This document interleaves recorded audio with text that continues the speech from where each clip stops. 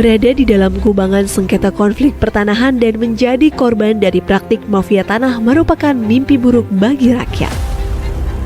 Adanya tumpang tindih, penguasaan atau perampasan tanah secara ilegal dapat memicu terjadinya konflik atau sengketa pertanahan yang menimbulkan banyak sekali kerugian, seperti permasalahan hukum yang tak berkesudahan, terhambatnya pembangunan, keadilan masyarakat tercederai, hingga berkurangnya kepercayaan masyarakat terhadap negara. Karena itulah, Presiden mengamanatkan kepada Menteri ATR Kepala BPN dan Wakil Menteri ATR Wakil Kepala BPN untuk melakukan percepatan penyelesaian sengketa konflik pertanahan dan pemberantasan mafia tanah. Kolaborasi 4 pilar menjadi kunci dalam menyelesaikan persoalan pertanahan. Alhamdulillah, berkat sinergi yang baik dengan semua pihak, sengketa dan konflik pertanahan yang telah berlangsung selama puluhan tahun, satu persatu dapat kita urai. Seperti masalah suku anak dalam, SAD 113 di Provinsi Jambi yang berkonflik dengan sebuah perusahaan selama 35 tahun lamanya. Akhirnya kita dapat memberi kepastian hukum. Permasalahan tanah HGU di Kabupaten Minahasa Selatan dan di Kabupaten Pemalang. Penyelesaian konflik ini masuk dalam lokasi prioritas reforma agraria dan telah diselesaikan melalui redistribusi tanah. Penyelesaian konflik pertanahan di Desa Tambak Sari, Kabupaten Pasuruan, yang juga sudah berlangsung selama hampir 100 tahun, dan sudah diserahkan sertifikatnya. Selesai semuanya. Di Makassar, kita juga telah menyelesaikan dan diserahkan sertifikat komplek hunian dosen Universitas Hasanuddin yang tidak mendapatkan kepastian hukum atas bidang tanahnya selama 40 tahun. Begitupun konflik pertanahan di kawasan Wonorejo, Kabupaten Blora, Jawa Tengah. Juga telah diserahkan sertifikatnya oleh Bapak Presiden, di mana masyarakat telah menempati areal tersebut sejak zaman penjajahan Jepang. Diselesaikan dengan memberikan HGB kepada seluruh masyarakat di atas HPL. Success story ini dapat menjadi percontohan bagi penyelesaian persoalan pertanahan yang terkait dengan aset-aset negara. Juga termasuk penyelesaian tanah transmigrasi, seperti penyelesaian permasalahan eks-tanah transmigrasi di Kabupaten Tanah Laut, Kalimantan Selatan. Skema yang digunakan melalui fasilitas bagi masyarakat yang secara existing sudah menguasai lahan eks-transmigrasi untuk melakukan gugatan secara perdata dan disidangkan secara in absentia. Kedepan skema ini menjadi percontohan dalam penyelesaian permasalahan tanah transmigrasi lainnya yang sudah berlangsung puluhan tahun. Dan disampaikan oleh Pak Menteri, selain mengedepankan kerjasama dengan 4 pilar untuk penyelesaian sengketa konflik pertanahan, kami juga melakukan koordinasi dan kolaborasi dengan sejumlah civil society organizations, akademisi, dan masyarakat terkait dalam menyelesaikan persoalan pertanahan. Kami juga pastikan melalui program reforma agraria, negara hadir untuk mengurai dan menyelesaikan konflik pertanahan di tengah-tengah masyarakat. Benang kusut pemberantasan mafia tanah dalam 1 tahun terakhir sudah mulai terurai.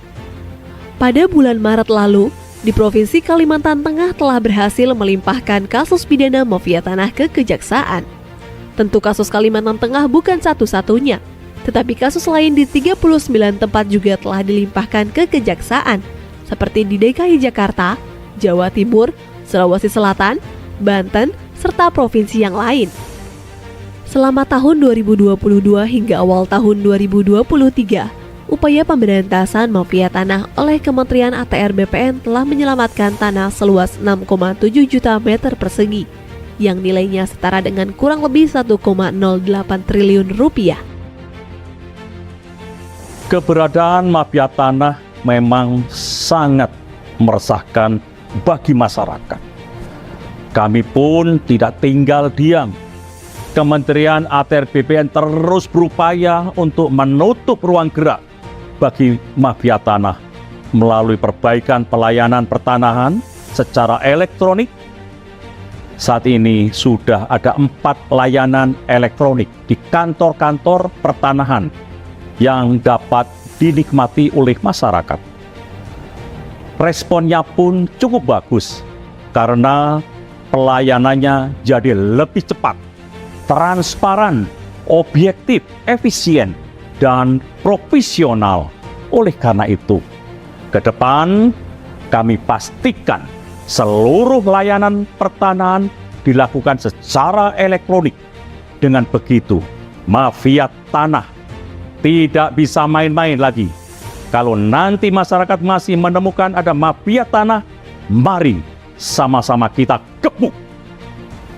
Keluhan, aduan, saran, kritik yang disampaikan masyarakat merupakan hal yang sangat penting dan mendukung peningkatan kinerja kementerian. Di awal menjabat, layanan pengaduan yang ada pada saat itu belum cukup responsif. Oleh karena itu, dibukalah layanan hotline pengaduan berbasis WhatsApp yang lebih mudah dijangkau oleh masyarakat.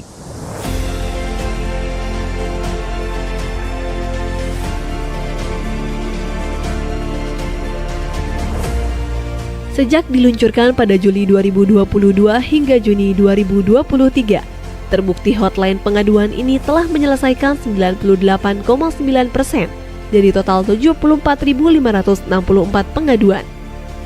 Saat ini, hotline pengaduan telah terintegrasi dengan 33 kantor wilayah BPN di seluruh Indonesia. Kedepannya, layanan ini akan terintegrasi dengan kantor pertanahan di seluruh Indonesia pada tahun 2024. Kementerian ATR BPN juga telah menerima pengaduan kasus pertanahan baik sengketa, konflik, dan perkara yang diadukan oleh berbagai elemen, baik masyarakat, kelompok masyarakat, badan hukum, instansi pemerintah, pemerintah daerah, dan BUMN, BUMD, baik terhadap objek yang berbeda maupun objek yang sama.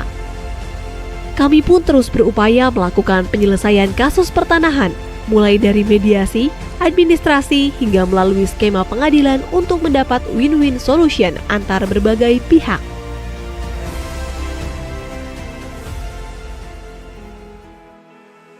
Kementerian ATR BPN sebagai badan publik berkewajiban memenuhi dan melindungi hak atas informasi masyarakat yang berkaitan dengan pertanahan dan tata ruang.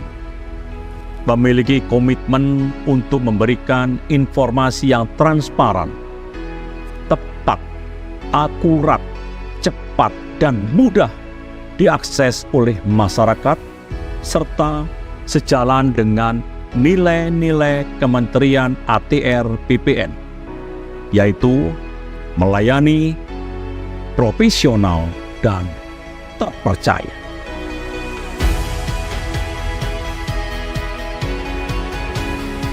Kerja keras seluruh jajaran Kementerian ATR BPN mendapat sejumlah penghargaan, seperti capaian opini WTP 10 kali berturut-turut dari Kementerian Keuangan dan BPKRI, unit penyelenggara terbaik dalam penyediaan sarana dan prasarana rumah kelompok rentan dari Kemenpan RB, keterbukaan informasi publik sebagai badan publik informatif dari Komisi Informasi Pusat, 5 instansi pemerintah umum terbaik untuk kategori aspek keberlanjutan, konektivitas, dan dampak terbaik pada kompetisi pengelolaan pengaduan pelayanan publik keempat.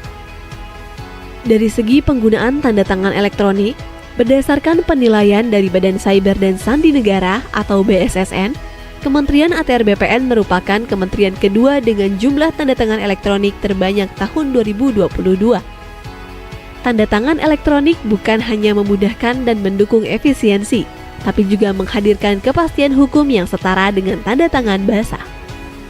Upaya peningkatan kualitas pelayanan publik yang dilakukan oleh Kementerian ATR BPN juga mendapat apresiasi dari Kemenpan RB yang menyatakan bahwa sistem pemerintahan berbasis elektronik Kementerian ATR BPN berpredikat sangat baik dengan nilai 3,55. 1